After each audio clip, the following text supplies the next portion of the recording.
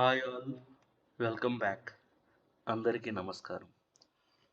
ఈ వీడియోలో మనం మాస్ మహారాజ్ రవితేజ గారు హీరోగా మరియు లేడీ సూపర్ స్టార్ నయనతార గారు హీరోయిన్గా వీళ్ళిద్దరి కాంబినేషన్లో వచ్చిన మూవీస్ లిస్ట్ చూద్దాం. రవితేజ గారు హీరోగా నయనతార గారు హీరోయిన్గా వచ్చిన ఫస్ట్ మూవీ వీళ్ళిద్దరి కాంబినేషన్లో దుబాయ్ సీను. ఈ సినిమా 8th జూన్ 2007లో రిలీజ్ అయింది. ఈ సినిమాకి direction Srinu Vaitla, music direction Manisharma, Danayya DVV producer. Nayanthara గారు హీరోయిన్గా, రవితేజ గారు హీరోగా వచ్చిన నెక్స్ట్ మూవీ ఆంజనేయులు.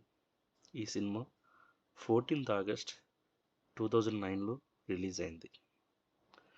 ఈ సినిమాకి డైరెక్షన్ పరశురాం, ప్రొడ్యూసర్ బండ్ల గణేష్. ఇప్పటి వరకు రవితేజ గారు హీరోగా, నయనతార గారు హీరోయిన్గా వీళ్ళిద్దరు కాంబినేషన్లో 2 మూవీస్ వచ్చాయి. ఒకటి దుబాయ్ సీను, 2 ఆంజనేయులు.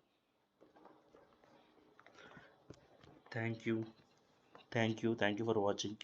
మరిన్ని తెలుగు సినిమాల విశేషాల కోసం please like and subscribe the channel. Thank you.